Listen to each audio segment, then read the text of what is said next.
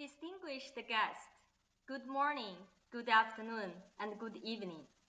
Welcome to Global Town Hall and follow us in the Asia-Pacific region. This is your host today, Meng, Head of Asia-Pacific Networks of UN Global Compact. Today, you will hear insights from senior representatives from this part of the world, including the United Nations, the World Health Organization, Asia Infrastructure Investment Bank, State Asset Supervision and Administration Commission of State Council of China, and a number of CEOs to reflect how business can play a vital role and join other stakeholders to create a better world we all want. This year marks the 20 years anniversary of the founding of the Global Compact, and let's begin to watch a video to honor the history, the journey, and the progress made by the UN Global Compact.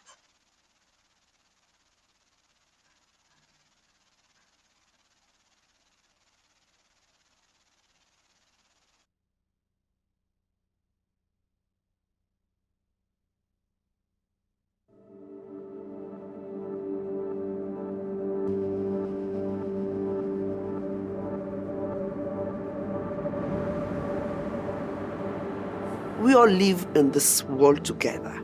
The same blood flows in me and any other person. We're facing the challenges of an ecosystem that is stressed. Things are not moving as fast as they should. Things are improving, but not as fast as they should.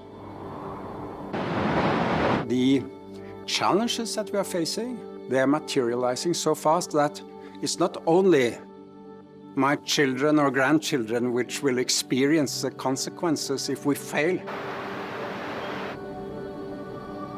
We have the plan, we have the technology, we have the tools. Let's just do it.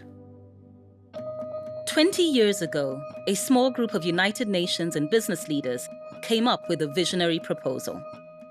I propose that you, the business leaders here gathered in Davos, and we, the United Nations, initiate a global compact of shared values and principles which will give a human face to the global market.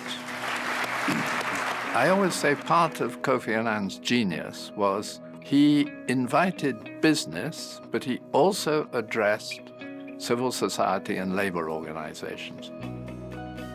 The mission of the United Nations Global Compact is to mobilize companies around the world to align their operations and strategies with 10 universal principles in the areas of human rights, labor, environment, and anti-corruption. For me, the UN is the beacon of principles, values, and humanism in the world. And at the UN Global Compact, we are trying to embody the values and the thinking of the UN. Our objectives cannot be met if the private sector doesn't play a fundamental role. And so the Global Compact is a platform in which all those businesses that abide by the principles of, and values of the United Nations and of the Charter to work together, representing the best of humankind.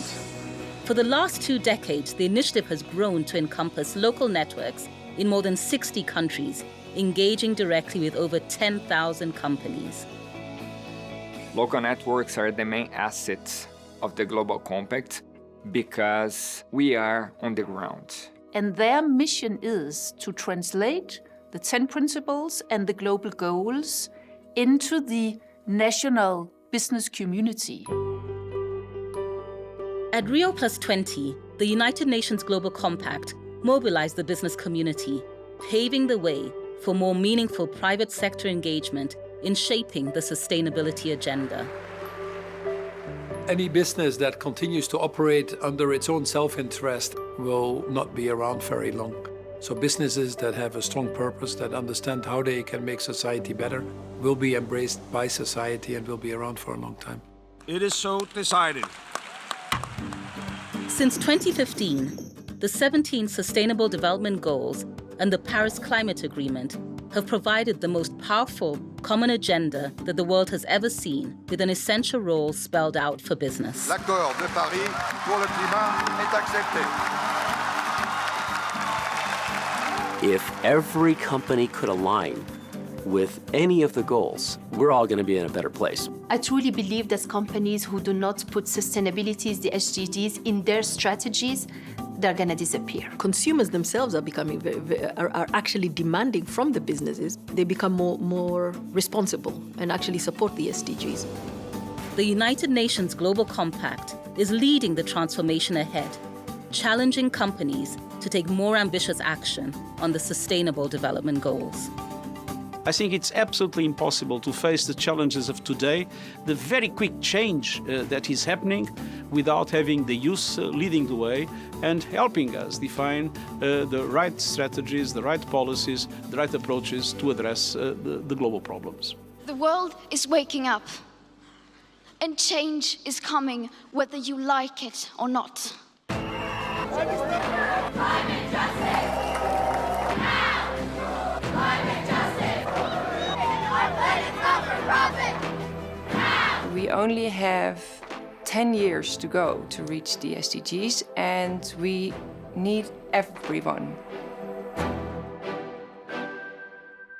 You find people in the most desperate of situations, determined to fight for a better future. That's the kind of world I want. What has changed in a very short period of time is that the narrative is different, and that is fantastic. If you want to have a good business, you have to mobilize people. A business is a sum of people working to something. More and more people realize that sustainability is really about making the pie bigger, better, and more inclusive. I hope in the future all businesses in the world will think about their own purpose. Business can only exist when they have a purpose. You have to be part of a sustainable society. You have to be on the right side of history. I really like to think about us as one big family, as one global compact that are working together with one vision, with one strategy to unite business for a better world. We are united across the globe, for the globe.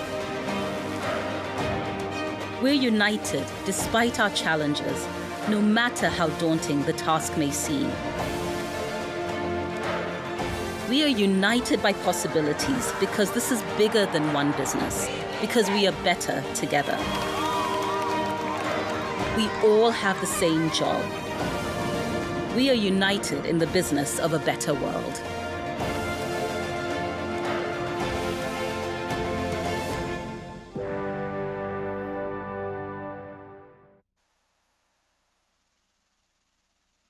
Indeed, we are united in the world for a better world and business to address the many challenges we face today. The UN Secretary-General, Mr. Guterres, once said, geopolitical tensions, the climate crisis, global mistrust, and the downside of technology can jeopardize every aspect of our shared future. Across the 2-hour session for today, we're going to address the Secretary-General and many people's concern. We will shed a spotlight on responsible investment for the future by launching an action platform on sustainable infrastructure for the Belt and Road Initiative to accelerate the SDGs. We will discuss how to drive technology and innovation for social good, in particularly amidst COVID-19, to create a healthier and more sustainable future. And the last but not the least, trying to answer the question, how to rebuild trust in recovery. Let's first listen to Mr. Stephen Kehoe, President and CEO of Edelman Asia Pacific, to share his perspectives on where do we go from here to rebuild trust in recovery. Stephen, over to you. Well, thank you, Meng, and good morning to everybody. It's a privilege to be taking part in this virtual Leaders Summit, not least because Edelman has been a participant in the United Nations Global Compact since 2001. Now, I've been asked today to talk about building trust in the context of recovery from the pandemic. It's a big topic, so my goal here will simply be to offer you a few thought starters. To do this, I want to paint a picture for you using 4 numbers, 11, 29, 67, and 75. These numbers go a long way to explaining what I believe is happening in terms of changing public expectations of government and business as we work through this global crisis. The data I will refer to comes from the spring update of the Edelman Trust Barometer, which we released last month. Our firm has been publishing the largest global tracking study on trust for the past 20 years. And we look at public trust across a variety of institutions, notably government, business, NGOs, and media. In our latest report, we concentrated on trust building among the same institutions, but firmly in the context of the COVID-19 pandemic. And why? Well, we thought that there was likely to be a shift taking place in terms of the role each institution is expected to play in this environment. And as I'll explain, our thinking was correct. When we started to think about a trust study at this point, in our minds, we were considering a trend that we'd been noticing since 2012, when we noticed a gap between trust levels of elites and those of the mass public around the world. This trust gap was being driven by a growing sense of inequality and unfairness in the system. The perception was that institutions increasingly serve the interests of the few over the many. So we wanted to test how this trend was playing out in the context of the global pandemic and see if it is getting better or worse and what might be done about it. So getting to the numbers, the first number is 11. That is the percentage increase since January of people's trust in governments to act in their interests. For the past decade, trust in government has been declining in most countries, but it shot up globally from 54 to 65 points in the space of just a few months. And today, government is the only institution trusted by mass population groups. And this trend is very prevalent in Asia. Trust in government in China is up 5 points. In India, it has risen 6 points. And in South Korea, we saw the largest rise anywhere, up by 16 points. This increase in trust appears to be an indication of people's shifting expectation of governments during this time, in addition to their perceived handling of the crisis. In fact, when we asked about this, people overwhelmingly said they want government to lead in all areas of the pandemic response, from ending the health crisis to economic support, to keeping us informed with accurate and reliable information. On the other hand, business leaders around the world are not doing well when it comes to trust, which brings me to the next number, which is 29.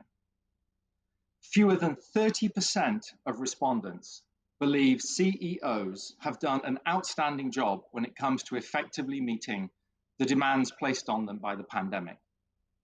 Less than 50% of the people we surveyed rated CEOs highly in terms of protecting employees or in ensuring products and services that people need to deal with in terms of the virus are being made readily available. And in terms of their credibility to send the right message or relay accurate information, CEOs are now 24 points behind scientists and 16 points behind government leaders. This is a real reversal in credibility since January. But it is not all bad news for business. Instead, we would frame it as a moment of reckoning. While business may be perceived as having failed the public leadership test to this point, there is still an opportunity to change. For instance, a full 9 in 10 people in China still expect leadership from CEOs to address issues related to the pandemic. In fact, business leaders in China have a bigger opportunity to show that they can act than is the expectation of the global average, around 65%. So, what are some of the things the private sector can be doing to build trust? The key direction from our survey is that businesses should be focused on solving and not selling. Our study shows that businesses are expected to collaborate with their peers, even with their competitors, and to adapt production processes wherever possible to help frontline health workers and to redefine their organization's purpose and goals in the context of the pandemic. So trust in business is at a pivotal moment. The opportunity to get it right is short, but it is not past. But there's more to this picture.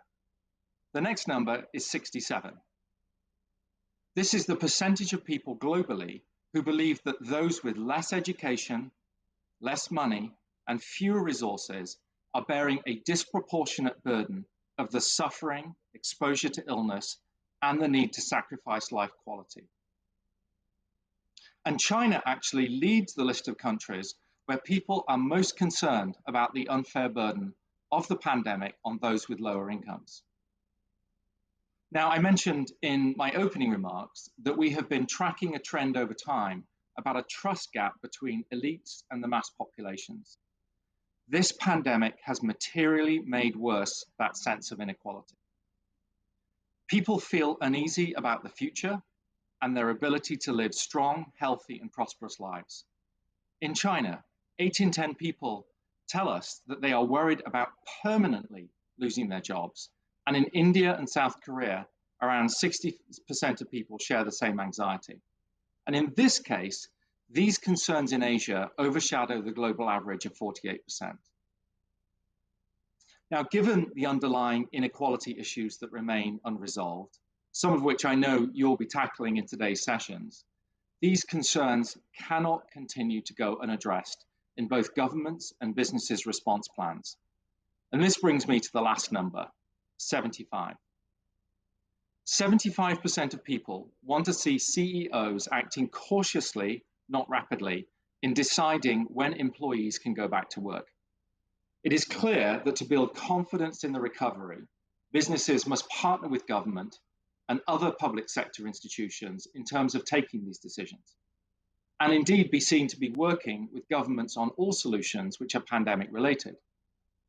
Good example of this is AstraZeneca's work to partner with the UK government to support Oxford University's vaccine program.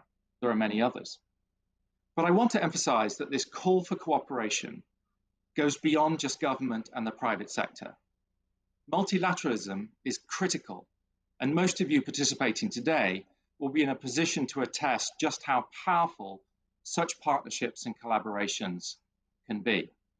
Again, I would point to AstraZeneca's work in engaging with international organizations to promote the fair allocation and distribution of a vaccine around the world. Or I could mention the work of HP, which is using 3D printing technology to speed up the production of medical supplies, equipment, and other devices. In the context of each of your respective sessions today, you might think about trust as being a factor of two important dimensions: competence and ethics. Competence is the ability of an organization to deliver on its promises. Ethics is an organization's preparedness to always do the right thing. Our January study revealed that none of the 4 institutions was seen as being both competent and ethical. Business ranked the highest in competence, while NGOs led on ethical behavior. Neither government nor media were perceived as either competent or ethical. But in our April study, institutions are now seen to be much more closely aligned with each other, which makes it far easier, at least in the court of public opinion, to collaborate and get things done. So it is now in this moment we see the opportunity for partnership and alignment, if trust building with the world's populations is to be a high priority for action. So as you think about your organization's response to this challenge, I'll perhaps leave you with some questions to consider. What is your purpose as an organization, especially in the context of recovery from the pandemic? And are you personally aligned with that purpose in terms of the actions and decisions that you are taking? Are you clear in whose interests you are operating? And have you communicated that clearly to your stakeholders, particularly your employees?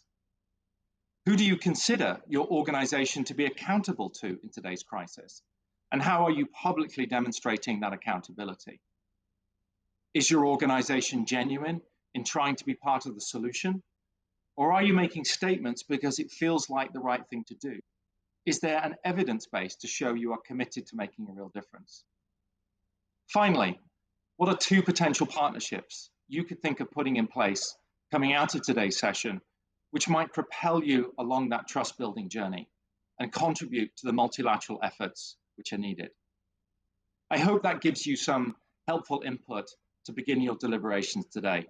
I'll hand back to Meng, and thank you for inviting me. Enjoy today's event.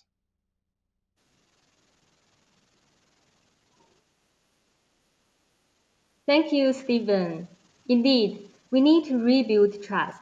We need to respond to COVID pandemic with solidarity and global collaboration. While governments are preparing stimulus and relief packages to support economic recovery, we all need to remember COVID is a message from the nature. So is the ongoing climate crisis. We need to invest for a greener and more sustainable future. Otherwise, we are treating the symptom, not the real disease. Multilateral financial institutions can play an important role. Let's hear the views and experiences from a young but important bank that was born after the launch of the SDGs, who is committed to be lean, clean, and green.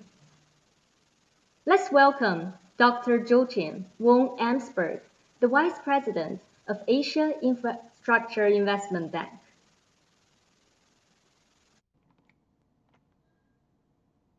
Good morning. First of all, I would like to congratulate the UN Global Compact on its 20th anniversary. Over the last 20 years, the UN Global Compact has made significant contributions to the global sustainable development agenda, particularly, of course, from the private sector perspective. The transition to sustainable development and to a sustainable future is the paramount imperative of our generation. These are just a few simple words, but they have profound implications for how we work, how we live, and how we run our businesses. The UN Global Compact unites stakeholders who are committed to this challenge. Thank you for inviting me to join you today. I look forward to elaborating on how the Asian Infrastructure Investment Bank, or AIIB, is helping its members reach their commitments under the Paris Agreement and the UN Sustainable Development Goals, and, of course, also its role in the global response to the current COVID-19 crisis. For those of you who are not familiar with our bank, let me take a few moments for a brief introduction. The AIIB opened for business in January 2016. We are the world's newest multilateral development bank. We were founded by 57 countries in order to tackle Asia's infrastructure deficit, which by some estimates is as high as $1.7 trillion per year. Those 57 founding members included many Asian countries, but also some non-regional countries, mainly from Europe. These founding members created a bank with $100 billion of subscribed capital. The Asian character of the bank is enshrined in the fact that regional members, Asian members, hold 75% of our capital. In just under 5 years, AIB has approved over $16 billion in financing for 75 projects in 21 countries. We also have grown our membership to 102 approved members from all around the world. We have a focused mandate to improve social and economic outcomes in Asia through investments in infrastructure and in other productive sectors. In partnership with other multilateral development banks, with private partners and other financiers, we are now rapidly responding to the economic, financial, and public health challenges triggered by COVID-19. For example, and most recently, we created a $10 billion crisis recovery facility to support AIB members and our clients in alleviating and mitigating economic, financial, and public health pressures arising from COVID-19. The types of projects we are financing under this facility include financing of immediate health sector needs, emergency health sector investments, economic resilience to tackle the downturn in economic activities, and financings to address liquidity constraints for clients in infrastructure and other productive sectors. To date, AIB has received requests for financing for projects such as construction of emergency health facilities, immediate budget support to assist continued operation of vital infrastructure projects, as well as credit lines to local banks to support the financing of businesses that are facing working capital shortfalls. The Crisis Recovery Facility also supports the private sector during this crisis period.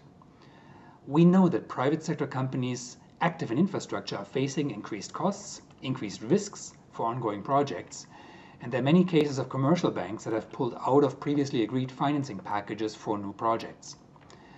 We are seeing how the facility can best respond to these financing needs to support infrastructure projects so as to help sustain companies and jobs in this very critical time. The impact of the COVID-19 pandemic creates unprecedented and yet still very, very uncertain challenges.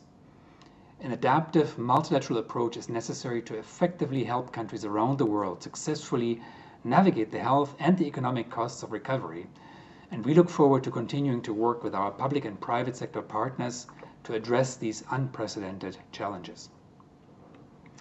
In all times, and even more so of course during these challenging times, AIB is firmly committed to sustainability.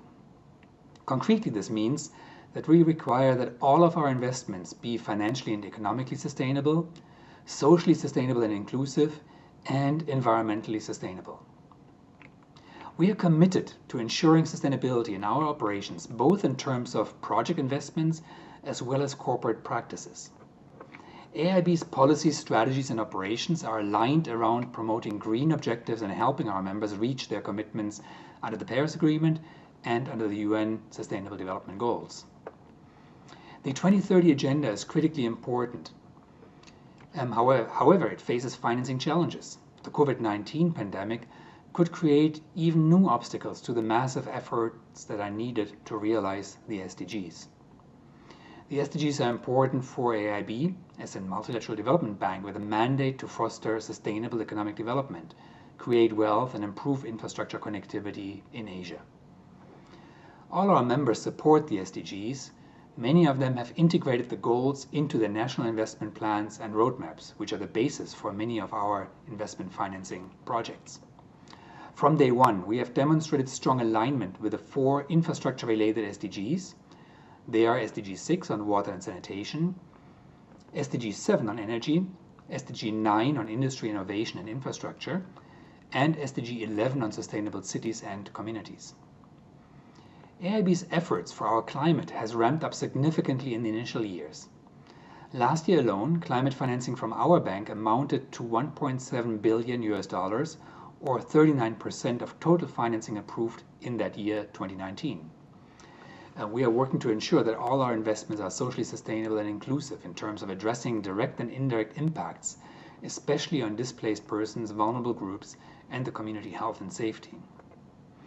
Much like the response to the COVID-19 pandemic, the SDGs require a collaborative approach among all stakeholders, effectively helping countries around the world meet their sustainability targets and improve the lives of billions of people. Thank you very much again for inviting AIB to this important Leaders Summit. We are keen to partner with you and the businesses united under the UN Global Compact. We do share the same objectives, and we are very keen to contribute with our instruments toward this shared agenda for a sustainable future. I wish you all the best for your deliberations. Thank you very much.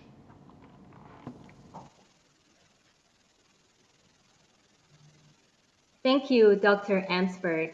It's very encouraging to hear AIB's strong commitment to sustainability during this challenging time and striving to align its massive investments with the SDGs and the Paris Agreement. Well, we hear a couple of times on the need for global collaboration and public-private partnership.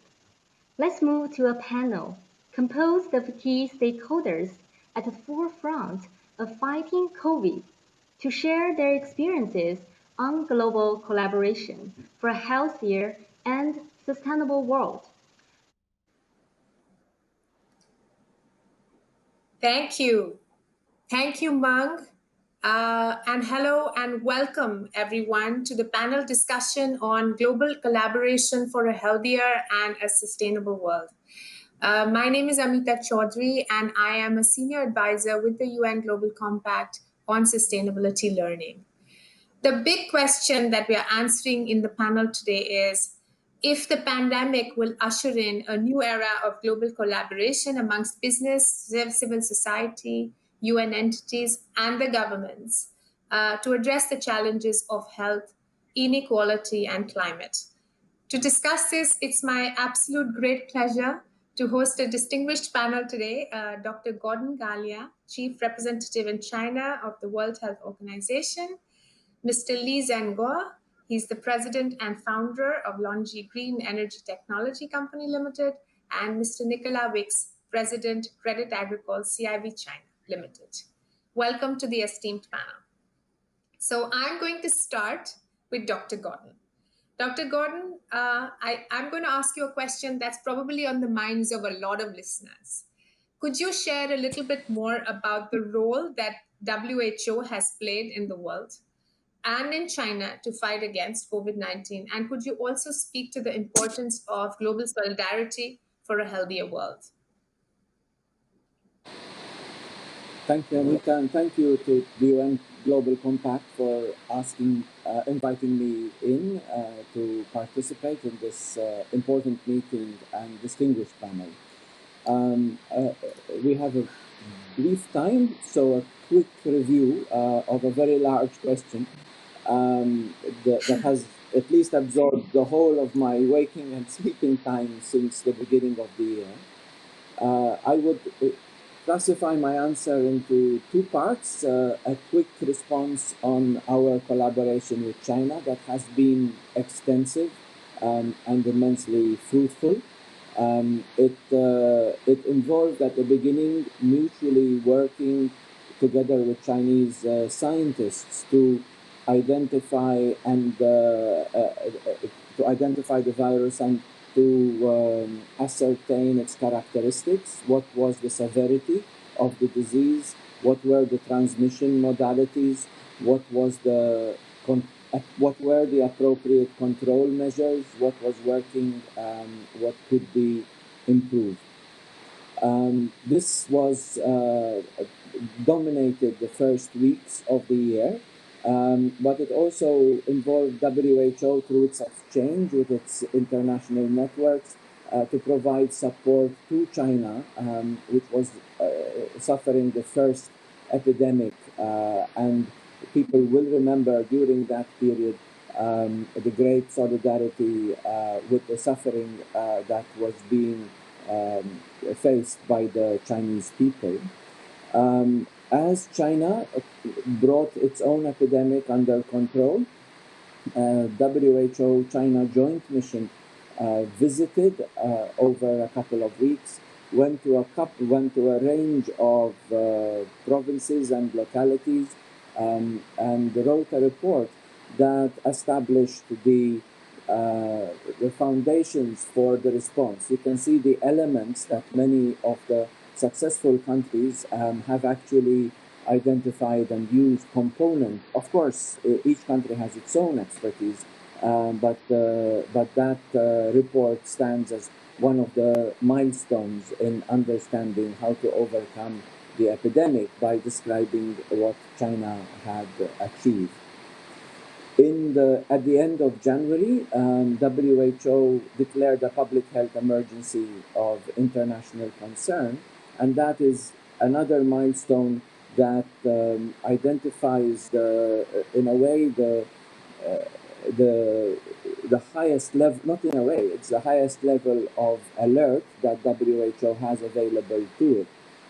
Yes, work had been done throughout January. If you look at early January already, a lot of guidance had been produced once it was recognized that this was a coronavirus.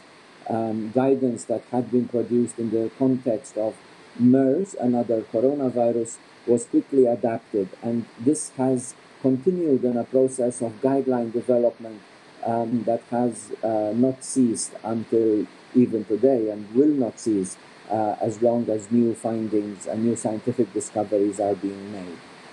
WHO's strategic preparedness and response plan that was released early on worked on improving then beyond China country preparedness and response, accelerating research and development, and in coordinating regions to assess, respond to, and mitigate risks. By early June, an impressive amount of statistics could be reviewed. I'll just give you a few numbers.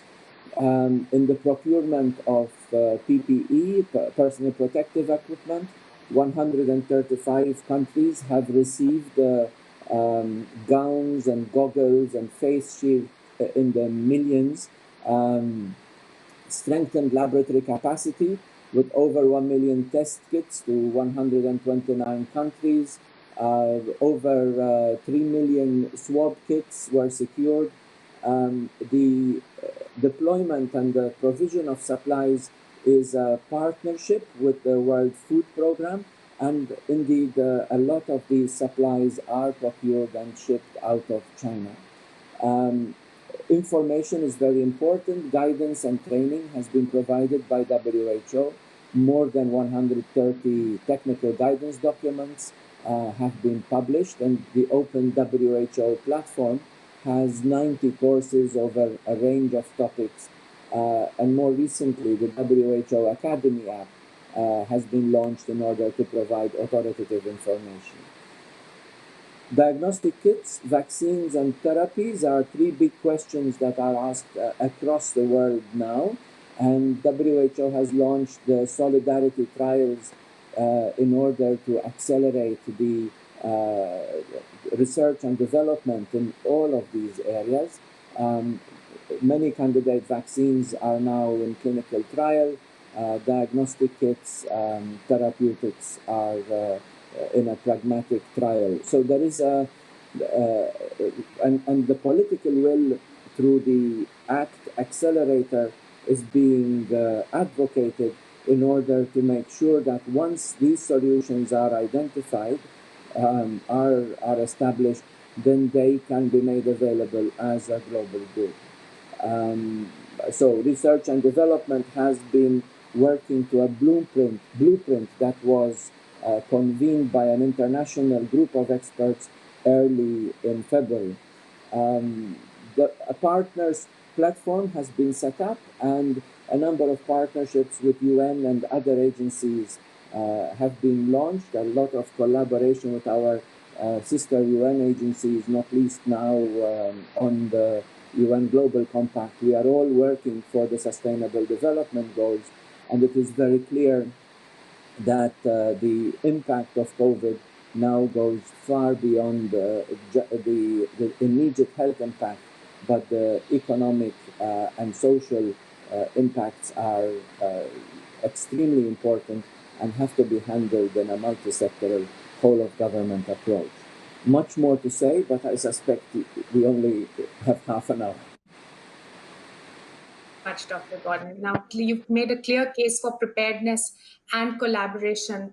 And we can take lessons from the work that you've done for actually other crises. And the one that we are facing today is climate. So I'm actually going to move from health to climate to Mr. Li Zhenguo. So Mr. Li Zhenguo is, as I said, is the president and founder of LONGi Green Energy Technology Company Limited.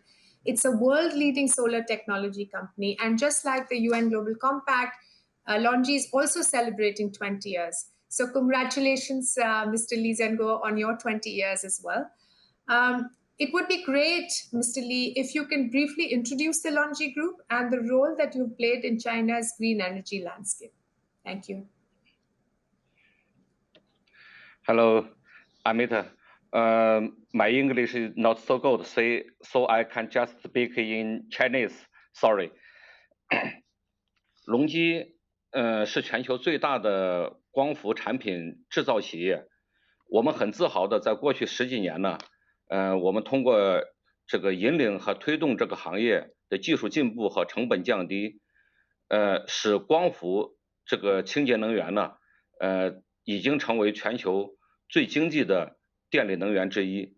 今天在许多国家和地区呢，光伏发电已经成为当地最便宜的电力能源。在今后呢，隆基我们还会继续加大研发投入，同时也加快我们的清洁能源制造转型，使这种全球的这个清洁能源转型变得更快，同时也为全球的一个这个气候变化，做出我们应有的贡献。Thank you, Amita. I'm going to just stay with you actually on the subject of climate and renewable energy. So even though emissions are likely to go down this year by up to 8% according to IEA, the momentum that was building on addressing the climate risk that the world is facing has slowed down due to COVID-19. How has the current crisis impacted the adoption of renewables by businesses? And also, if you could please speak to the cooperation, since we are on the topic of collaboration, could you speak to cooperation of renewable energy between countries and enterprises? OK。首先呢，这个新冠疫情的一个爆发呢，确确实实对人们的一个生活造成了影响。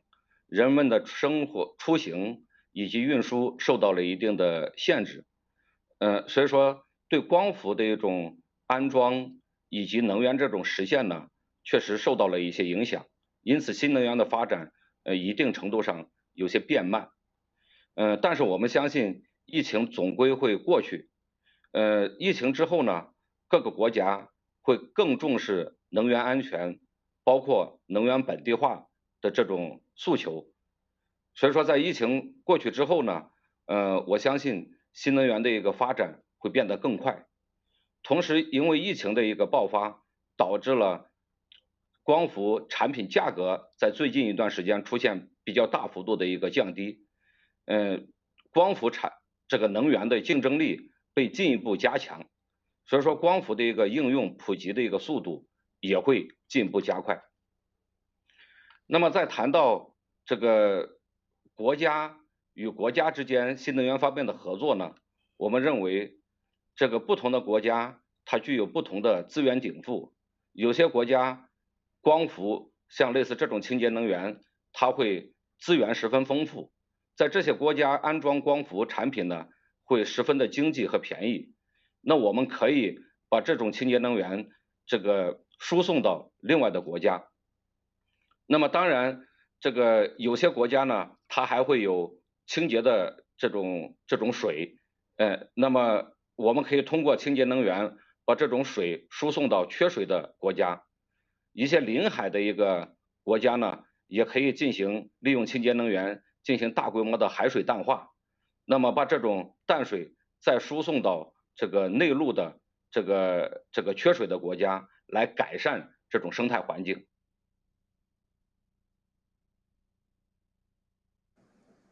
Okay. 谢谢。Thank you, Amita. Great. Thank you so much, Mr. Lee. Thank you very much for your insightful comments. And you are absolutely right. Indeed, investing in renewable energy is about investing in the future of humanity. And talking about investing, I'm pleased to invite my next guest, Mr. Nicolas, President of Crédit Agricole CIB China Limited. Crédit Agricole CIB is the corporate and investment banking arm of Crédit Agricole Group, the 12th largest banking group worldwide in terms of Tier 1 capital. Mr. Nicolas, can you please briefly introduce your company, your purpose, and also share with the listeners what is responsible investing and what are some of the trends in the world and in China? Thank you. Okay. So to the first question, a few words about ourselves. As you said, we are a global cooperative bank. We are quite proud of our values. In a nutshell, we support our clients over the long run.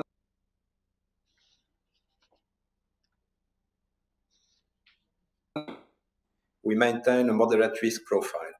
Now, in our home market of Western Europe, we serve everyone from the most modest to the wealthiest household, from local professionals to large companies. And the corporate and investment banking arm of the group, which is present globally in all regions of the world, including Asia, offers clients, corporates and institutions a range of service in capital markets, investment banking, structured finance, commercial banking, international trade. Our history in China dates back to 1898, more than 120 years. In China, we would serve three categories of clients. Large Chinese corporates, who would tend to be leaders in their sectors and have a global footprint, and we serve them globally. Multinational corporates for their investments in China, and we serve them locally. And Chinese financial institutions, where we support the internationalization of China's capital market. Now, moving on to responsible investing. It's true that corporate social responsibility lies at the heart of our DNA.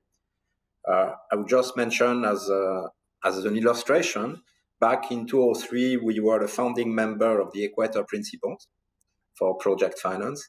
And in 2014, we became a co-founder of the Green Bond Principle. So to illustrate, I'll say a few words about green bonds or green loans, which are the typical financial instruments we use in support of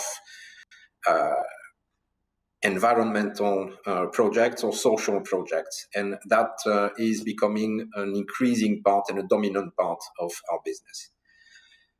So what is a green bond, for instance? Well, compared with a regular bond, it's the same instrument. It has a green label. The green label means that we have a commitment to exclusively use the funds raised to finance green projects or assets. And the issuer makes that commitment. So the cornerstone of the green instrument is the utilization of proceeds, which should be appropriately documented, communicated to investors, and explained and accepted by investors. And then the proceeds should be tracked and reported in an appropriate manner. This instrument, be it green bond distributed in the capital markets or a green loan on our balance sheet, is an attractive solution to the key challenge the bank industry was facing a few years ago, which is how to match investors' needs for investment in clean energy and the needs of socially responsible investors, their expectations to focus on that segment. So the issuers, the users of funds, and investors could meet in the marketplace. These have been instrumental in steering the bond market and the financial market and the bank towards climate change financing and helped create a link between investors and users. So investors are given precise information, and a growing number of investors value this information and want indeed to focus the bulk of their investment on socially responsible investments, which is now more than half of the investment space as far as we are concerned. So financing renewables, for instance, through green bond or loan, has for a number of years become mainstream to us. Active in traditional renewables, so solar, geothermal, wind, but increasingly also taking leadership role in new technologies such as smart metering, distributed generation, electric mobility, hydrogen, and going outside the environmental space into socially responsible investing, for instance, COVID. In last year, we arranged globally about $60 billion in green bonds, and we put an amount comparable to that on our own balance sheet. In China, last year, we were the number one book runner for Chinese banks in their bond issues, and most of the bond mandates were green bonds. So just to give you a recent example, in February of this year, we acted as a book runner to help Bank of China Macau issue 4 billion Hong Kong dollars of social bonds. It was the first time we used the technique to finance not a green project, but a social project. It was the first ever Chinese social bond in the international market. What does the social project mean? It means that the proceeds of that issue is exclusively used to support local SMEs, small and medium enterprises, in response to the recent COVID outbreak. So now, increasingly, we are deploying these financing techniques, which in themselves are traditional, to very specific uses, which are either green or socially responsible. I think I will stop there. Thank you. Thank you so much, Mr. Nicolas. Clearly, I mean, the rise of social investing and what you just talked about is very encouraging and signals hope for a more sustainable future. And talking about actually the future in respect of health, Dr. Gauden, people are talking about a new normal post-COVID. If you had a crystal ball, what kind of a future would you predict for healthcare, and what would be the role of business according to you? Predicting the future is a hazardous occupation, guaranteed to be wrong all the time. If I had a crystal ball these days, sometimes with lightning and thunder, there would be people who have lost trust in science, lost trust in experts, lost trust in governments. There would be people who are living in a touchless society, unable to travel internationally. There would be also visions of light and summer and spring, recognizing that we do not have to pollute in order to meet. We are able to reduce carbon emissions at the same time reduce road accidents and injuries and mortality from the road. We see people forming relationships, appreciating the work of healthcare workers, and expressing high visions of solidarity. I have just finished reading Richard Horton's book, just released, I think this weekend, a book about the COVID-19 crisis. And I hope it's not a spoiler to say that the last sentence of the book is that COVID-19 has taught us that we are mutual beings. And I think the book, recognizing as it does the difficulties that we have faced in the first 5 months of this year, is also teaching us that the importance of solidarity and unity. But in terms of the business people watching, there are a few things in the middle between these dark and the light.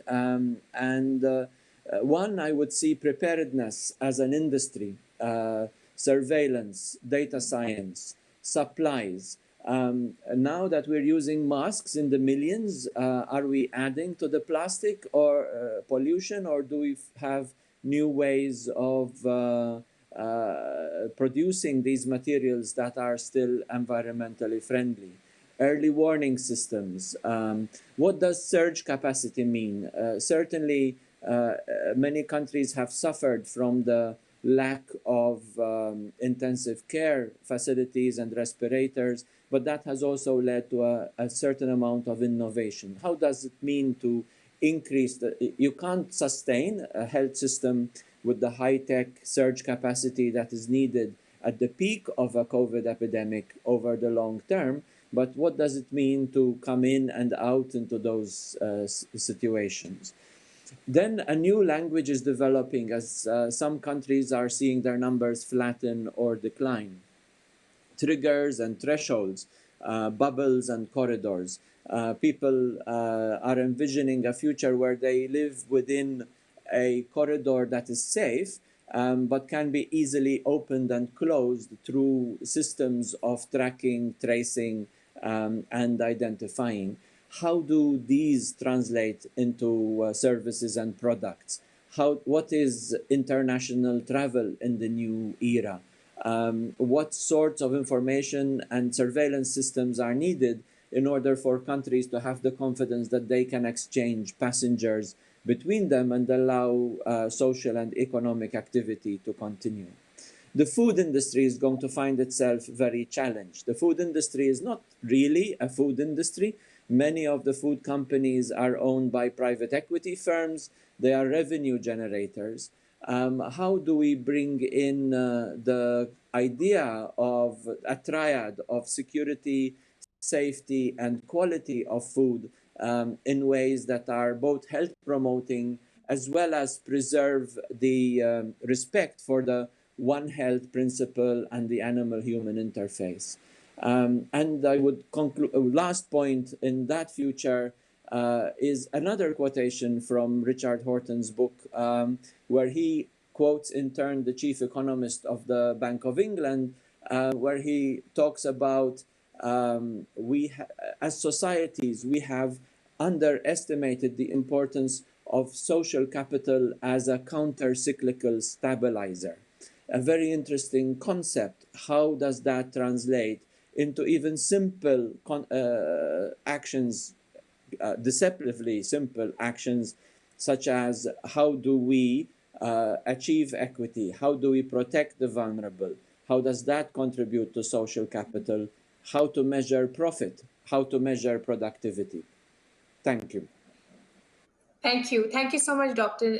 Really thought-provoking, and you've given us a lot of food for thought for the future. I'm going to ask Mr. Zhenguo, in the context of climate, the future, a perspective on the future. We have a number of companies, Mr. Zhenguo, and a number of countries that are committed to the net zero carbon future. What's your view on the feasibility of achieving the zero carbon goal? 是的，这个当清洁能源像光伏这种能源呢变得越来越便宜、越来越清洁，它制造本身越来越清洁的时候，它是可以承担起修复地球生态的任务的。比如说，我们可以进行大规模的海水淡化，并且把这种淡化后的淡水引入到荒漠地区。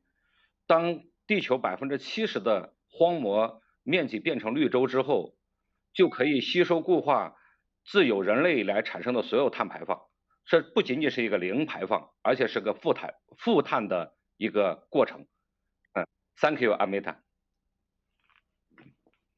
So much, Mr. Zhenguo. So we've got just 2.5 minutes to go, and we've got one question for all the panelists. If you could please give me sentence answers for this question. Today, we are launching a special action platform on sustainable infrastructure for the Belt and Road Initiative to accelerate the SDGs. How do you think that the BRI, as a collaborative mechanism, can accelerate SDGs, better health, or better climate action, or responsible investing? 2 sentences, please. Thank you. Dr. Gauden, I'll start with you. The BRI, 2 sentences. The BRI has the potential to act as an accelerator for the achievement of the Sustainable Development Goals. And President Xi expressed this in his comments at the 73rd World Health Assembly, where he committed $2 billion for anti-pandemic materials, for post-epidemic recovery and development, for bilateral assistance and multilateral donations, and committed to share any vaccine that China develops as a global good. That's fantastic. Great. Thank you. Mr. Nicolas, over to you. Yes. For us, Belt and Road projects are just like anything else we finance. As a responsible institution, we always make sure that the promoters of the project will assess and monitor the environmental and social impact of the project. We apply those principles to Belt and Road and to other projects alike. Excellent. That was short and succinct. Thank you. And Mr. Lee, I'm going to wrap up with your answer at the end. So, your response? 对 ，Yes， 这个“一带一路”这些国家呢，基本上都是相邻的国家，资源禀赋各有不同。适合发展清洁能源的这些国家呢，可以把这种清洁能源输送到这个资源匮乏的这些国家，甚至可以利用清洁能源进行淡水的输送，以及海水淡化以后的这种水源的一个输送，让其他的内陆国家缺水的国家也进行生态改善。Thank you, Amita. Thank you, Mr. Lee, and thank you everyone for your really rich and insightful comments. To all the listeners, I started by asking whether the pandemic will usher in a new era of collaboration amongst different stakeholders, and from the response, it's clear that recovering together, or as Dr. Gauden said, we're mutual beings, and therefore mutual benefit is the only future for a healthier, more equal, and environmentally responsible world.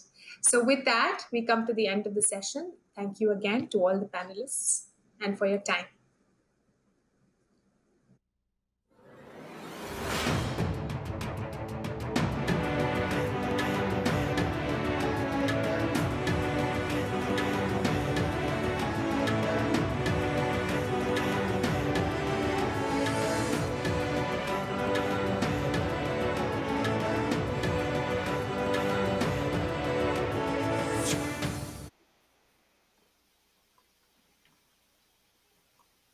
Distinguished guests, ladies and gentlemen, it is a pleasure to join you today at the Leaders Summit marking the 20 years anniversary of the UN Global Compact. First, I would like to applaud the achievements of the UN Global Compact over the past 2 decades to mainstream corporate sustainability around the world. Today, the world is facing unprecedented challenges from health, climate change, and inequalities.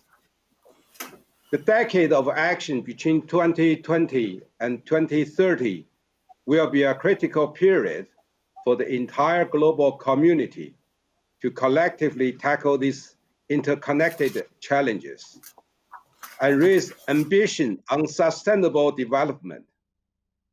Strong collaboration underpinned on universal principles and global solidarity is essential and the only path forward to advancing the 17 Sustainable Development Goals. The Belt and Road Initiative is an example of such that aims to foster regional and global collaboration in practice. More importantly, it has greater potential to accelerate the SDGs through sustainable infrastructure driven by responsible business actions. This is reflected in the joint communique of Second Belt and Road Forum for International Cooperation, where Chinese President Xi Jinping and other heads of state called on all market players in the Belt and Road Cooperation to fulfill their corporate social responsibility and follow the 10 principles of the UN Global Compact. State-owned Asset Supervision and Administration Commission of the State Council of China has been a strong force to promote responsible business practice aligned with Global Compact principles among all major companies that we have invested in and played a pivotal role in our economy. Compliance with laws and regulations wherever companies operate, upholding strong integrity and accountability, protection of environment and combating climate change, and a human-centered approach to sustainable development are placed at the center of our philosophy. We may all know the proverb, if you want to go fast, go alone. If you want to go far, go together. Chinese companies are partnering with companies all over the world to advance our shared development and prosperity. Overseas investment from major companies and our supervision have surpassed 300 billion RMB each year for the past 3 years, including infrastructure investment and cooperation. China-Belarus Industrial Park is an example of collaboration with participating companies from the US, Austria, Lithuania, and Russia in jointly building the infrastructure and the BRI framework. The Piraeus port of COSCO shipping has generated numerous jobs and contributed to the socio-economic development in Greece. High-speed railway project from Jakarta to Bandung has greatly facilitated transportation to benefit the people in Indonesia. In the overseas subsidiaries of Chinese companies under our supervision, 85% of their workforces are local hire. In some companies, such as CNPC's subsidiary in Indonesia and China Mobile's subsidiary in Pakistan, 99% of the staff are hired locally, generating enormous employment for the host countries. These are living examples of how Chinese companies contributed to SDG 8 on decent work, economic growth, and SDG 9 on industry, innovation, and infrastructure. We will continue to do more in a collaborative spirit. We are also committed to SDG 13 on climate action and SDG 7 on affordable and clean energy by investing in renewable energy and supporting partner countries on low carbon transformation. China's Three Gorges has built a number of hydropower and wind power projects in Pakistan. The investment not only addressed local power shortage, but also supported green transformation of the host country. China Huadian's subsidiary in Bali has co-founded a coral research and recovery center with Indonesian partners to protect biodiversity, which is highly welcomed by local residents. Today, COVID-19 pandemic is still spreading across the world. We are facing more than a health crisis, but a human, economic, and social crisis.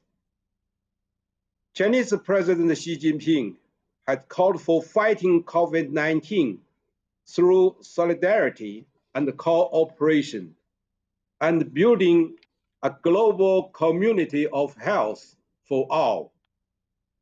Major Chinese companies are taking actions to enhance international collaboration geared towards building global and regional storage centers of anti-epidemic supplies, setting up global humanitarian emergency response warehouses and hubs, striving for stabilizing global supply chains, and contributing to global public goods.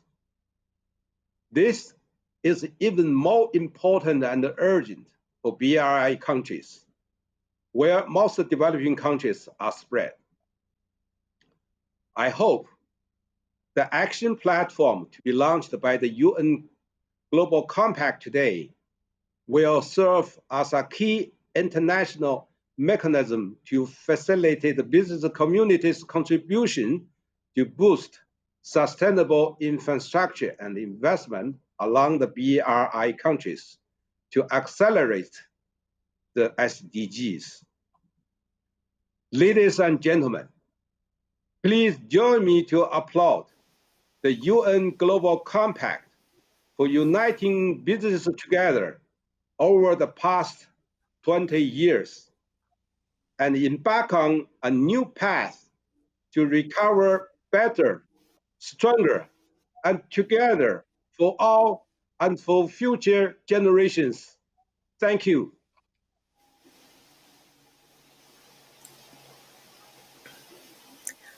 Infrastructure is key to achieving the Sustainable Development Goals, as about 72% of the SDG targets are tied to infrastructure development.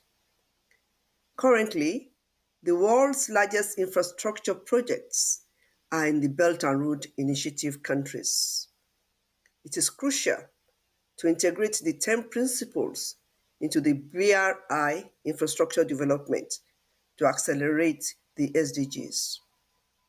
Business can play an important role, especially in building, in servicing, and in financing of the large infrastructure projects under the framework of the BRI.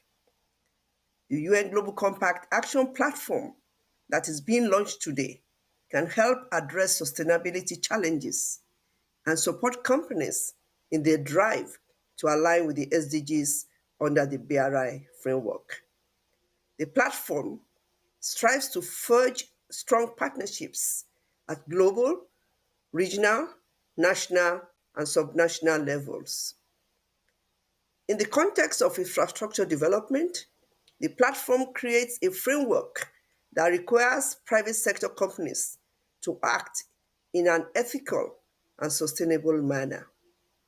These are core ingredients for the delivery of sound and resilient infrastructure projects. It is even more urgent and significant amidst the COVID-19 pandemic. At a time when the whole world is seeking to emerge better, stronger, and deliver together for a more sustainable future. To date, and before its launch, we probably have over 15 organizations joining at the funding phase of the Action Platform. The Action Platform is already gaining momentum from a diverse group of private sector players. In witness of our high-level steering committees, institutional partners, and participants from all over the world, I now announce the launch of Sustainable Infrastructure for the Belt and Road Initiative to accelerate the SDGs Action Platform. We look forward to working closely and more collaboratively with all of you on this exciting journey. Join us in building a sustainable future where no one is left behind. Thank you and congratulations.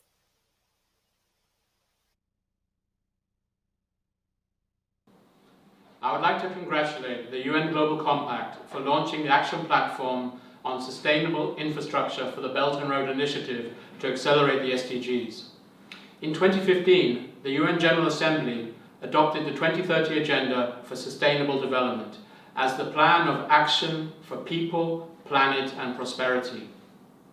The achievement of the SDGs will highly depend on strengthened international cooperation at various levels and by all stakeholders of society. The Belt and Road Initiative could potentially play a significant role in closing the infrastructure financing gap, especially leveraging private financing for development. For the initiative to fulfill its potential as a positive contribution to the achievement of the SDGs, BRI investments must not only produce economic growth, but also generate inclusive and sustainable social and environmental development. The Action Platform launched by the UN Global Compact today will be instrumental to mobilize corporate actions to advance the SDGs through building sustainable infrastructure. This is even of more urgency and importance now and for a post-COVID-19 future. Today, we are facing more than a health crisis, but a human, economic, and social crisis. When increasing health spending to address urgent needs, it is imperative to scale up investment in public health infrastructure and capacity building to ensure countries will be resilient to similar epidemics in the future. Business can play an important role. The Action Platform can help forge strong partnerships at global, regional, national, and subnational levels, and channeling private sector resources to develop sustainable and resilient infrastructure in less developed countries in the region. We're glad to see the launch of the Action Platform, a key international mechanism to facilitate private sector's contribution to boost sustainable infrastructure and investment along the BRI to accelerate the SDGs. I wish great success to the Action Platform and would call on all partners to join hands to build a better world, that no one will be left behind, placing sustainability at the center of development. Thank you.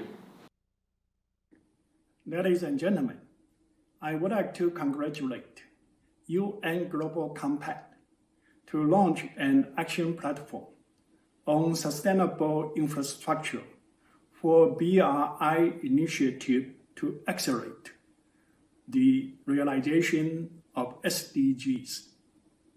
The United Nations committed to achieve the Sustainable Development Goals by the time of 2030.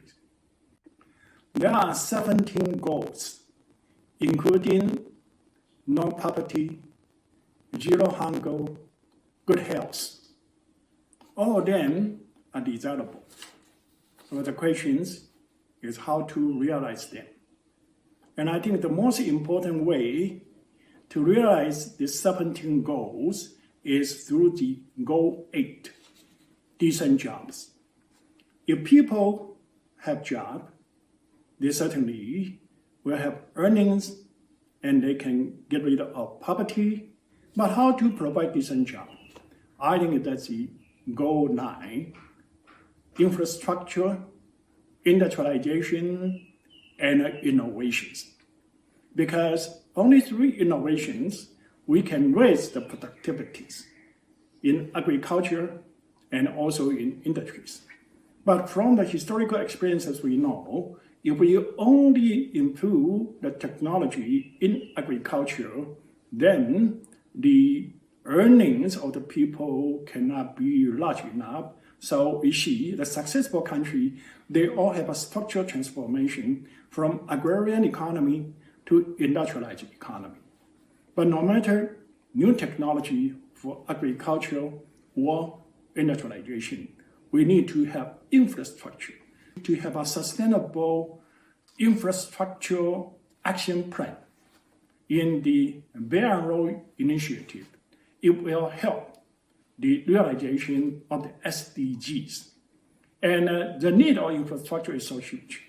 According to the Asian Development Bank, it estimates that the Asia alone needs to have 1.7 trillion US dollars for infrastructure investment. And in Africa, it needs 100 billion US dollars for infrastructure investment each year.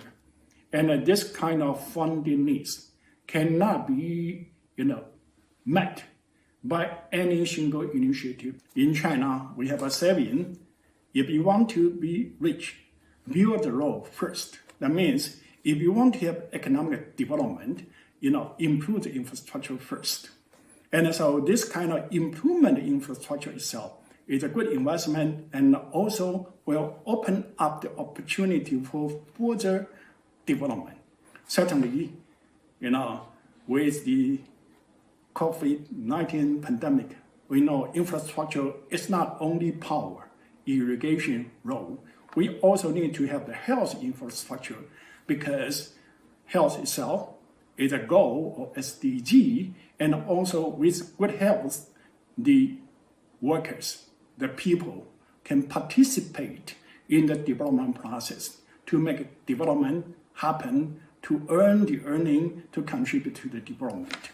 So I'm so delighted to see this action plan, this action platform to be launched. And I'm sure it will contribute to the realization of the SDGs, and it will also provide opportunity to realization of the vision of BRI initiative, as well as a good opportunity for all the stakeholders, including our enterprises partners. I would like to see the success of this platform, and my congratulations again.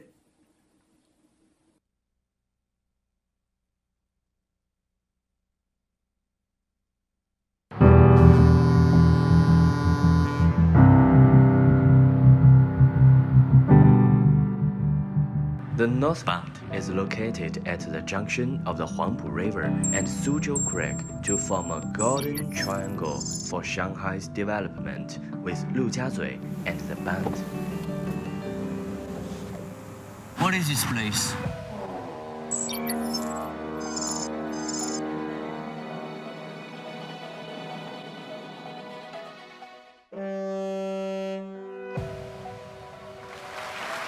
With a history of shipping for more than 170 years, the North Bund is also the birthplace of Shanghai's modern shipping industry. More than 4,700 various shipping enterprises have settled in the North Bund, featuring a cluster of headquarters and high-end services. Financial industry featuring wealth management has become the new signature industry of the North Bund. There are more than 1,500 financial companies with asset management scale exceeding 5 trillion yuan. The future Shanghai is bound to be the world's meeting room. Every inch of land at the 4 square kilometer North Bund has great value and huge potential.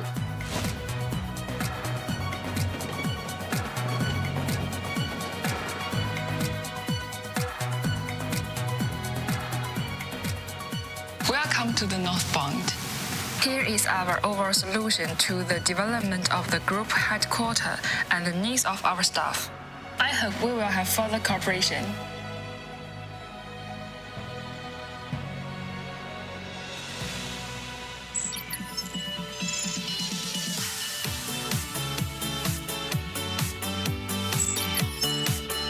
R20 et l'hiver c'est quand il fait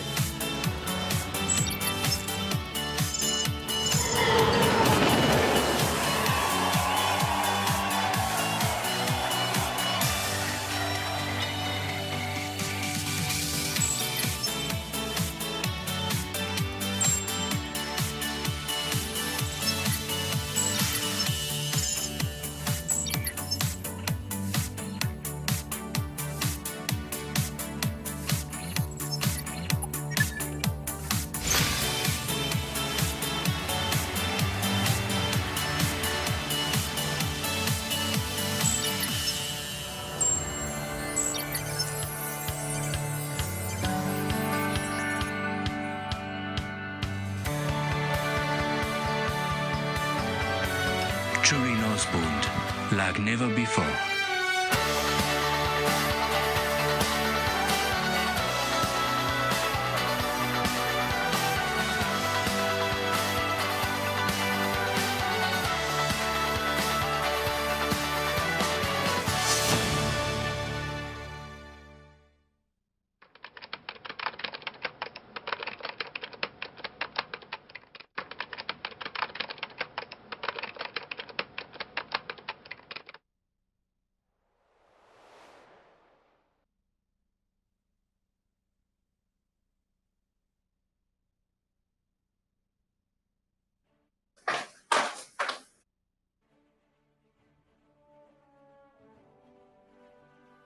We recognize that regional infrastructure development is one of the key drivers of Africa's socio-economic development. With the improvement of infrastructure, Africa will be more connected, integrated, and participate equally in the global market. The African Union Development Agency New Partnership for Africa's Development understands the need for regional, continental and global cooperation in addressing infrastructure inequalities towards the attainment of Agenda 2063. With the African Continental Free Trade Agreement expected to make inroads in enhancing and harmonizing the investment environment, China's involvement is increasingly important as a key investment and trade partner under the Belt and Road Framework, through which Chinese firms are engaging in construction work across the globe on a massive scale. With Chinese construction companies at the forefront of realizing these projects in partner countries, it is therefore opportune that the UN Global Compact Action Platform is being set up to be the main mechanism for engaging companies operating in alignment of the SDG under the framework of the Belt and Road Initiative. I look forward to further information on this responsibility and plans for engagement with the Belt and Road Initiative towards the acceleration of the Agenda 2063 and SDG for Africa.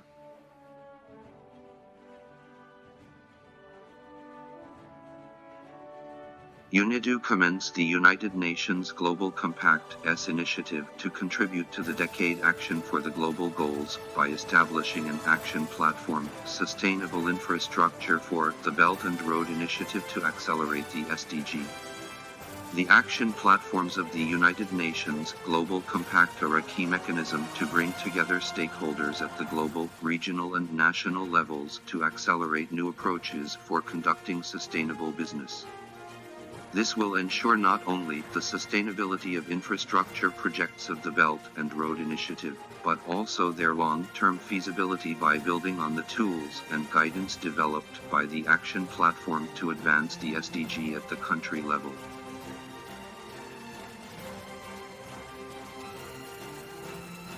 We congratulate for the launch of the UN Global Compact Action Platform on Sustainable Infrastructure for the Belt and Road Initiative to accelerate the SDG. Building sustainable infrastructure is of extreme importance for developing countries to achieve the SDG by enhancing local capabilities. This action platform is particularly important at this challenging time in the context of the pandemic, as many nations are experiencing additional financial constraints to build or improve their infrastructure. Among others, inadequate healthcare infrastructure has been a constant challenge for many years in most developing countries, particularly those least developed countries. Such challenges have become even more pressing today with rising demand for healthcare services. Building sustainable and resilient healthcare infrastructure, as proposed by this action platform, will be crucial to broaden people's access to health services and reduce inequalities of such access. The engagement of private sector actors, committed to the principles of the Global Compact, is a key driving force for advancing human development, and we salute the companies and organizations that join.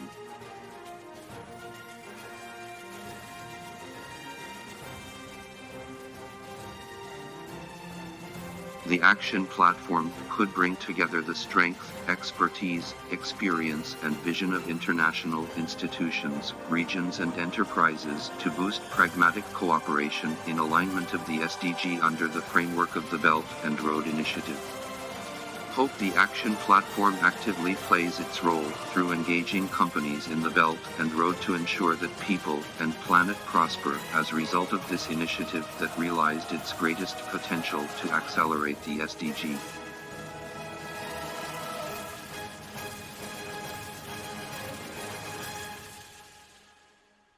As a member of the high-level steering committee of the action platform being launched today, I strongly believe that accelerated SDG implementation needs to become fully mainstreamed by companies operating under the framework of the Belt and Road Initiative.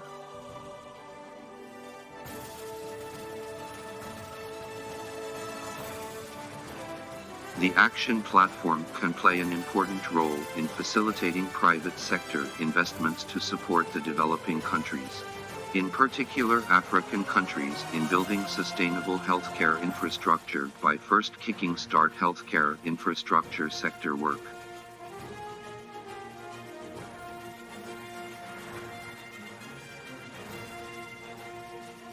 Business plays a pivotal role in realizing the vision and opportunities set out in Better Business, Better World, drawing on its entrepreneurial talents, innovation, technology, funds and collaborative mindsets, engaging civil society and government.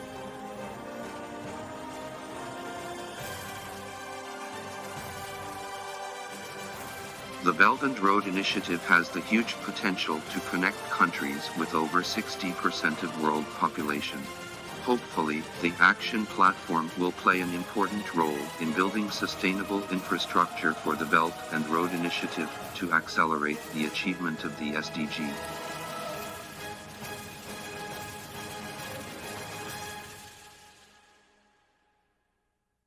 The UN 2030 Sustainable Development Goals are the common development aspiration of all mankind, and the Belt and Road Initiative is a major opportunity to accelerate global development.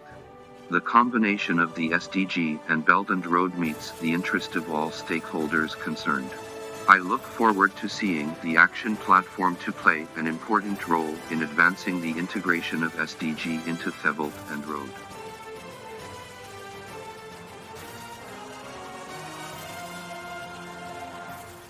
The action platform is the main mechanism for engaging the private sector under the framework of the Belt and Road Initiative. It can play a key role in responding to the pandemic in alignment with the SDG.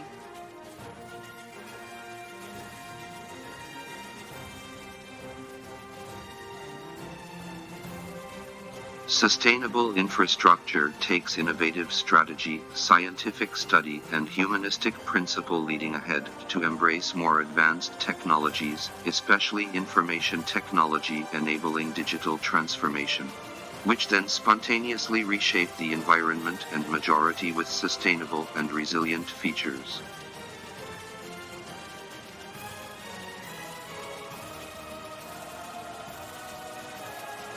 The Belt and Road Initiative covers the most dynamic region in the world's economic development. Its spirit of open regional cooperation is in line with the vision of sustainable development of the United Nations.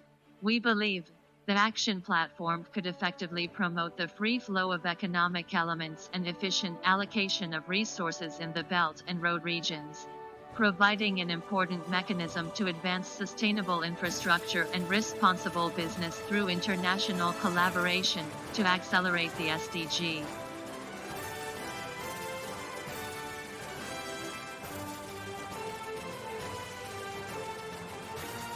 The infrastructure projects becoming more transparent, inclusive and sustainable will certainly bring more fruitful results from the Belt and Road construction.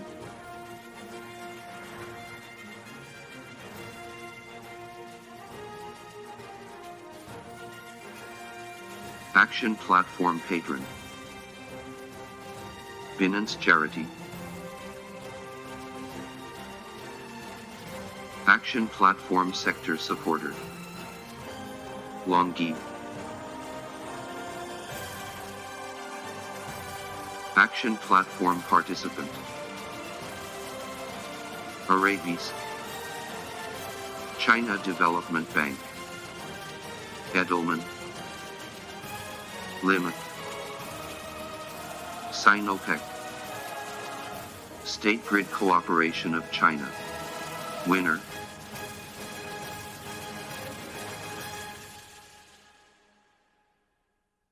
Institutional partners of the Action Platform, United Nations Office for South-South Cooperation, United Nations Industrial Development Organization, International Labour Organization, New Partnership for Africa's Development.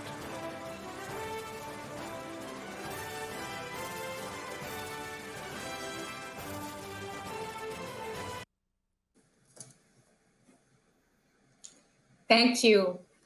Wow. So we just witnessed an unveiling of an important action platform on sustainable infrastructure for the Belt and Road Initiative to accelerate the SDGs. You started by hearing from Vice Chairman of State-Owned Asset Supervision and Administration Commission of the State Council of China, you can call it SASEC for short, and the board member of the UN Global Compact, Chairman Ren. Then you heard from Ms. Olajobi Makinwa, member of the executive team of the UN Global Compact. In addition, you saw a number of videos with messages from high-level representatives from around the world for the launch of this major action platform. I'm really feeling excited, and I hope you are too. I want to especially thank all the high-level steering committee members and to the Action Platform patron, Blockchain Charity Foundation, Action Platform industrial partner, LONGi, and all our founding participants for the Action Platform. While we're excited about the progress that has been made to date, we look forward to welcoming more companies to join and participate in this action platform together to drive sustainable infrastructure to accelerate the SDGs in BRI countries and around the world. As the first deliverable of this action platform, we're launching findings from an important white paper today. This white paper is focused on healthcare sector and presents opportunities and recommendations for business for building sustainable and resilient healthcare infrastructure to accelerate SDGs. So it's really timely. The white paper is based on in-depth research and extensive interviews we've conducted in partnership with the Boston Consulting Group, who have worked with us as a knowledge partner. And joining me in person today is someone who I have worked very closely with over the last 3 months, Managing Director and Partner, Bai-Ping Chen of the Boston Consulting Group. Welcome, Bai-Ping. Thank you, Amita. It's been a pleasure working with UNGC, and we've been able to combine our expertise and knowledge in businesses and sustainability for this paper, I think which resulted in a paper that balances short-term interests and long-term gains, which I think are the critical success factors for this action platform. You're absolutely right, indeed. But do share with us, Bai-Ping, what the paper is about, and with the listeners. Sure. Let me give a quick overview of the paper. This paper covers 4 major parts. Part 1 is regarding what is a sustainable and resilient healthcare infrastructure and why it is important. Given the still increasing incidences and death tolls, COVID-19 has revealed the fragility of our healthcare systems and elevated the importance of a sustainable and resilient infrastructure for both developing and developed countries. For a healthcare system to be able to offer universal access for both current and future generations and cope with catastrophic events, each country needs to enhance each of the 6 building blocks of healthcare system as defined by WHO. And the enhancement should be clearly measured by health outcome on the dimensions of access, cost, and quality. And part 2 of this paper is about the importance of global collaboration, business participation, and the leveraging of technologies. Global collaboration, as evident in the battle against COVID-19, is critical for advancing SDGs, as shared information and best practices, coordinated medical supplies, joint efforts in R&D, as well as co-investment or donations, have been the only effective way to overcome the commonly shared challenges, such as the topic being discussed today. Belt and Road Initiative with the vision for strengthened economic cooperation through policy coordination, facilities connectivity, unimpeded trade, financial integration, and people-to-people bonds between China and other countries should be leveraged to foster such collaboration, particularly as BRI countries cover about 60% of the world population, 40% of world trade, and 30% of world GDP. And business participation is essential in forming such collaborations, as businesses have the strength of the convening power and can take an active role in multi-stakeholder initiatives like this. At the same time, it can yield significant direct returns and gain favor from customers and investors when adopting sustainability principles, and ultimately contribute to global economy and people. And technology has proven to be the agent of change and can advance the SDGs more effectively and at scale. In this report, technology refers to digital technology tools, pharmaceutical products and medical devices, innovation in healthcare infrastructure, and innovative payment and insurance technology. The emphasis of this report will be focusing on digital and advanced technologies. So part 3 of this paper is about the opportunities for businesses when building such an infrastructure, and part 4 is about how to capture these opportunities. So this paper evaluates the challenges from 2 types of countries with different primary disease burdens as measured by Health Access and Quality Index, and identified about 50 opportunities and challenges for each WHO building block and along the clinical competency model and patient journey. In capturing these opportunities, the paper provided practical recommendations in terms of feasible models and key success factors for entering the recommended space to ensure short-term success, and in how to stick to the 10 principles to advance a broader set of SDGs to ensure long-term success. Wow, that's great, Baiping. But could you be a little bit specific and share some of the specific challenges and opportunities? Absolutely. Specifically, when evaluating challenges, the paper has tried to help businesses prioritize the challenges faced by different countries, as business is all about focus and priority, as you know. So this report leverages existing studies on health outcomes to highlight the challenges for countries with disease burdens from non-communicable diseases versus countries with disease burdens from non-communicable diseases, communicable diseases, maternal, neonatal, and nutritional deficiencies. So the first type of countries typically face challenges in high cost but low efficiency basic healthcare service, fast-growing health expenditure, and increasingly diversified demand with emerging severe diseases and expensive solutions. While the latter type of countries typically face challenges in low quality, inadequate services and resources, low quality, insufficient immunization and treatments, and insufficient financial protection and limited funding and investment. So, of course, we realize that the both two types of disease burdens and challenges coexist in any specific country, given the regional differences and dynamic nature of the disease burdens as the economy grows. And pandemics like COVID-19 are global challenges. We nevertheless think this framework is a very useful framework for business to think about how to prioritize these different challenges that are both meaningful to them and where they can play an active role. So for opportunities, the paper examined each of the WHO building blocks, which includes provider, payer, supplier, and leadership and governance, and also along each step on a clinical competency model and patient journey. Here are some examples for the opportunities identified. So for high HUQ countries, deployment of unmanned service robots, in-home health monitoring and injury prevention devices can help address high cost and low efficiency challenges. For low HUQ countries, distant learning, clinical decision support system, innovative insurance products can help address the low quality and insufficient service, as well as insufficient financial protection challenges. Additionally, we also identified opportunities for business and technology for fighting the COVID-19 along the three different stages, including flattening the phase with global logistics fast track for medical supplies, COVID-19 triage tool, and also for the fighting stage, technologies like big data analysis to track population movement, and also big data early detection systems for the future stage. For these opportunities identified, we've been able to find relevant cases that can give businesses better ideas what these opportunities really mean and some of the best practices. Altogether, we have identified about 30 such examples, including those from UNGC member companies and with representation from different countries.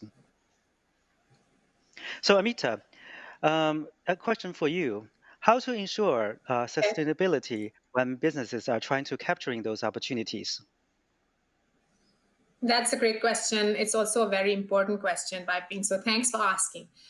So you've talked about the opportunities in BRI countries that businesses can benefit from commercially. I'm going to talk about how businesses can leverage these opportunities through integrating sustainability so that they not only realize the commercial gain, but also work towards delivering a positive impact for people and planet along with profits. So as per the UN Global Compact, for a business to integrate sustainability, it must do two things. One, the business must ensure that in whatever they do, their actions do not have a negative impact on people or environment. And they have to do that by doing business responsibly through aligning their strategies and operations with the 10 principles of the UN Global Compact on labor, human rights, environment, and anti-corruption. And in addition to that, making sure that no negative impact, but in addition to that, they can take action or they have to take action for positive impact by advancing broader societal goals, such as the United Nations Sustainable Development Goals. In fact, more than 35 plus heads of states at a joint communique in 2017 for the BRI endorsed that companies that are participating in BRI infrastructure projects in any sector should follow the principles of the UN Global Compact and accelerate the SDGs. Let's talk specifically about healthcare. What does that mean for healthcare? In healthcare, businesses can potentially advance a number of different SDGs as they leverage different opportunities. In fact, in the paper, based on the WHO wheel that you just shared, we have mapped material SDG goals that can be accelerated across the building blocks of service delivery, information, products, etc., of a healthcare system. Let me share more. At an overall level, any company, by providing health service or product or information or financing through partnerships in the BRI countries, will advance goal number 3, you can see it here, which is global health and well-being, and 17, which is around partnerships. That's there. In addition, businesses can also contribute to other goals. So let me elaborate there. One of the priorities that businesses can contribute to in healthcare, especially through technology, and we've used many technology examples in this paper. One of the priorities that companies can contribute to is universal, equal healthcare access that they can provide, whether it's in the area of products, financing, services, or other. You know, in many BRI countries, or actually in a lot of countries, the wealthy have the better medical care, facilities, service, products, but the majority of the poor have public health care, which is patchy. They don't have enough primary care resources. There aren't enough hospitals. There's not enough beds. There's inequality in knowledge access. There's low access to affordable medicines or financial means. Technology solutions can bridge this divide and provide universal and equal access, especially to the vulnerable groups like women. To give you an example, Gifted Mom is a company that has developed a mobile health platform in Central Africa that provides pregnant women in underserved and disconnected communities with educational content and tips on pregnancy to improve the wellness of both mothers and newborn babies. Dr. Consulta is another example that's connecting patients in remote areas to specialists for diagnosis at affordable prices and has treated 2 million patients in 60 cities across Brazil. So in this way, through providing universal access across different building blocks of WHO, the companies can advance SDG 1, which is no poverty, SDG 10, which is about reduced inequalities, and SDG 5, gender equality. And you can see it all here behind me. Another example is ensuring quality education for training the workforce, and with respect to public health information, that will advance goal number 4, which is quality education. Or in building healthcare infrastructure, companies can ensure they minimize waste and reduce carbon footprint, thereby contributing to goals number 12, responsible production and consumption, and goal number 13, a very important goal on climate action. So in sum, companies can help build a sustainable healthcare infrastructure system by ensuring no negative impact through adhering to the 10 principles and delivering positive impact through these opportunities by accelerating broader SDGs. We call this the principled prioritization approach to advancing SDGs. In fact, the UN Global Compact has an excellent program that can support companies align their business strategies to the SDGs using the principled prioritization approach through 5 actions. Great, Amita. You talked quite a lot and gave some examples on how companies should extend SDGs through sustainability. So why is it important actually for business to integrate sustainability? Well, for those of people who've been listening in right from the start of the conference, you would have heard many arguments on why sustainability is an imperative. So I'm not going to repeat, but I will just paraphrase. So at a general level, really, it's about trust building with multiple stakeholders, whether it's consumers, employees, investors, and governments, who are all looking for businesses to be more responsible towards planet and society. It's about managing and mitigating risk increasingly companies are facing physical risk, whether it's because of climate, regulatory, social license, financial risk, when not aligned to SDGs or violating the 10 principles. It's about cost, reducing the cost of doing business in the long term. It's about business continuity. You heard a lot of people right in the beginning of this UN Global Summit talk about the businesses that don't take responsibility are not going to last. It's about growth. The market valuation premium for companies aligning with 10 principles and SDGs is up to 19%, according to a study by BCG. But specifically in healthcare, as the crisis has revealed in a highly visible, measurable, and tragic way, that when we are negligent about the planet, and when health systems and needs, especially for the vulnerable, countries or people, are neglected, then this can have profound consequences for the economy and the society, and therefore on business. Businesses can only endure in stable societies and economies. Further, you know that good health increases labor productivity, educational attainment, and reduces poverty, therefore making an important contribution to economic progress and driving business growth.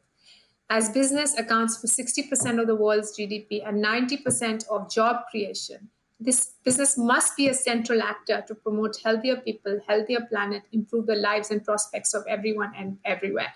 It's not about moral good. It's really about businesses surviving and thriving. So I've talked enough about sustainability piping, but are there any key success factors in effective implementation of the opportunities that businesses can take? Yes, Amita. So on top of how to ensure long-term success and survivability, the paper has also offered a framework in thinking about how to achieve commercial success, at least for the short term, which includes decide what to offer and how to approach, and the importance of proactively engaging public sectors and investing in local talents. The paper also gives a couple of different commercial models to think about based on various factors such as market size, regulatory foundations, cultural and religious context, population distribution, and affordability. Broadly, these are the major models. Model 1 is the product offering model, such as product exports, technology exports, local manufacturing. And the other model is the collaboration model, such as partner with local businesses, public-private partnership, collaboration with international organizations.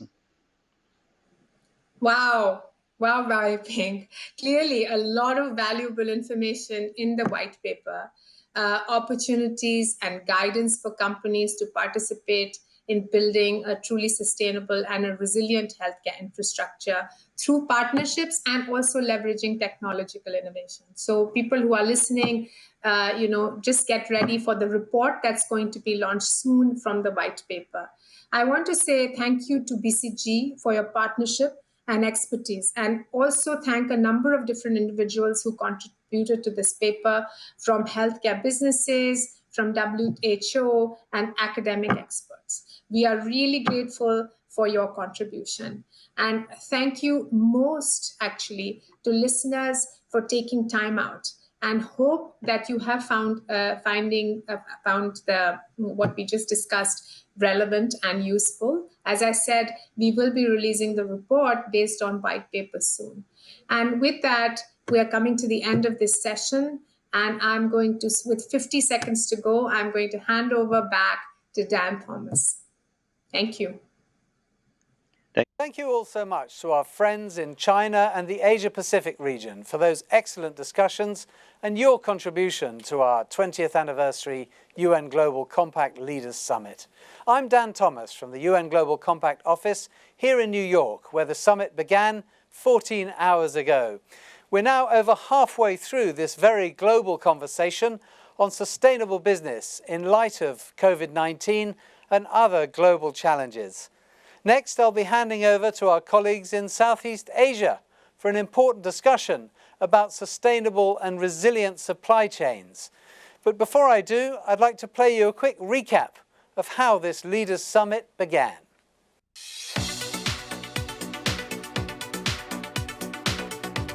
Hello delegates, welcome to the UN Global Compact Leaders Summit 2020. More than 20,000 business professionals and sustainability experts have joined the UN Global Compact Leaders Summit already. On this virtual platform, attendees have been visiting booths to learn more about how the UN is engaging companies, networking with each other, and hearing from an impressive lineup of speakers. Now more than ever, as big decisions are made about our future, companies need to address environmental, social, and governance risks holistically and move beyond business as usual. We can build a better tomorrow where we leave no one behind. And it really does put the onus on businesses and the financial sector to help the world recover better. The first and highest priority is to protect your staff and stakeholders, including your service providers, clients, and the communities in which you operate. Listening to the scientists is crucial to dealing with the climate crisis. Clearly, we need a strong global initiative now. Leading CEOs from around the world also urged their peers to step up their SDG ambition. And I'm very confident that together we will find ways to strike that right balance to make progress faster. And this special film highlighted the 20th anniversary of the initiative. And we, the United Nations, initiate a global compact of shared values and principles which will give a human face to the global market. The theme you will hear today over and over again is recover better, recover stronger, recover together.